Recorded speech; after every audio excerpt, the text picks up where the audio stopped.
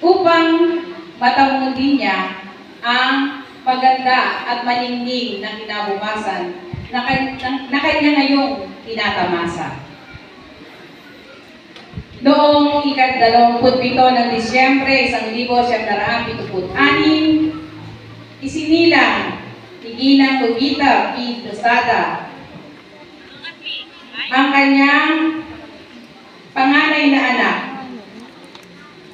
At ang kanyang ama ay si Ginoong Benito Losada. Sa siyam na magkakapatid, si ate ang panganay.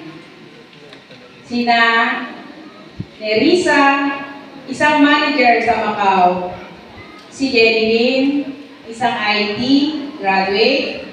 Si Monet, na isang HRM. Si Marlon, si Jobet, si Aris, Christopher, at si Robby na paborito ni Mami.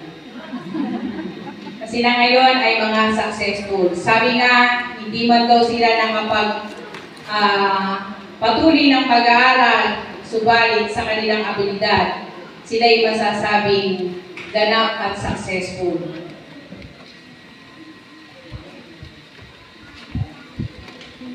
Dito sa paaralang elementary, nagsimula niya ang sarili, tuklasin ang kakayahan,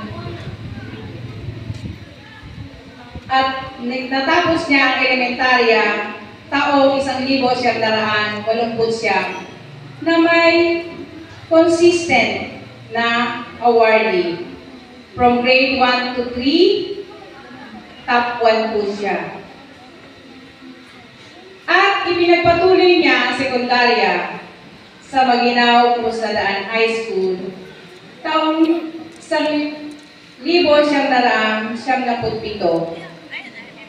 Muli, isa siyang consistent na honor student.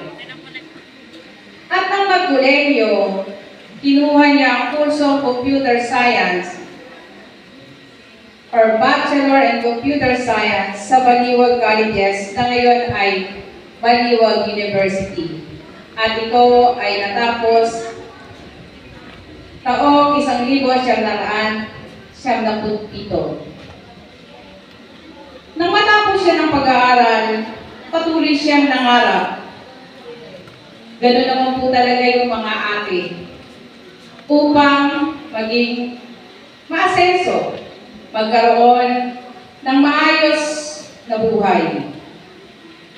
Pinagpatuloy niya ang pagsisikap or pagsisikhay. Wika nga,